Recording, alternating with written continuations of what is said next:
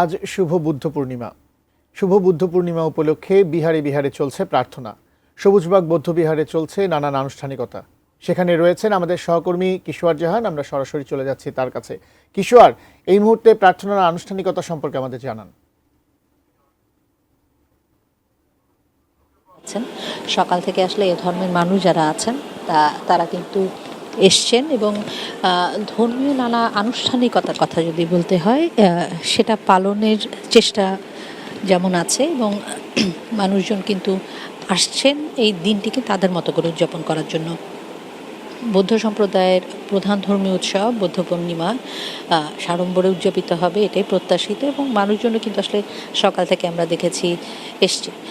যদিও এই মুহূর্তে প্রার্থনা করছেন অনেকে এসে, তবে যদি সকাল থেকে আনুষ্ঠানিকতার কথা বলতে হয় সকাল 6টার পর থেকেই কিন্তু বৌদ্ধ বিহারগুলোতে নানা ধরনের আনুষ্ঠানিকতা শুরু হয়েছে এবং ওনারা সকালটা আসলে পুজোর পরপরই অ্যান্টিব্যাকটেরিয়াল অ্যাডিটিভ যুক্ত সেরা ওয়াটার ট্যাঙ্ক বিশুদ্ধ পানিতে ব্যাকটেরিয়া জন্মাতে দেয় না।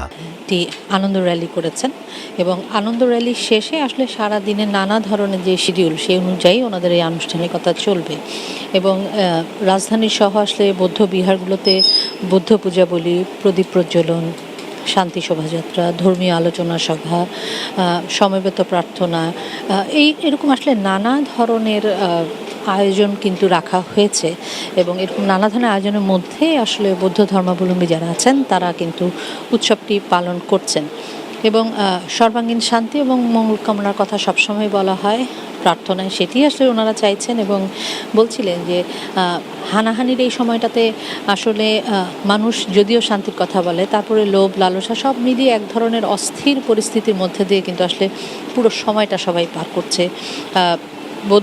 গৌতম বুদ্ধ আসলে যেই অহিংস একটি বাণী যেটা ওনারা আসলে সবসময় প্রচার করে এসেছেন বা বলছেন যে জগতের সকল প্রাণী সুখী হোক, এটি আসলে নানাভাবে যদি মানুষ বুঝতে পারে, আত্মস্থ করতে পারে, তাহলে আসলে এত যে হানাহানি বা এত যে অস্থিরতার মধ্যে দিয়ে আসলে পুরো পৃথিবী যাচ্ছে হয়তো অনেকাংশে সেটা থেকে পরিত্রাণ পাওয়া সম্ভব হতো।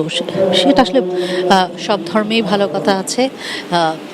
যারা আছেন ধর্মাবলম্বী এখানে যারা আছেন ওনারাও কিন্তু এই কথাটি বারবার স্মরণ করিয়ে দিচ্ছিলেন এবং আজকের সারাদিনের কথা যখন বলছিলাম আসলে সকাল থেকে তো আয়োজন শুরু হয়েছে, এই আয়োজনটি কিন্তু আজকে সারা দিন ধরে চলবে।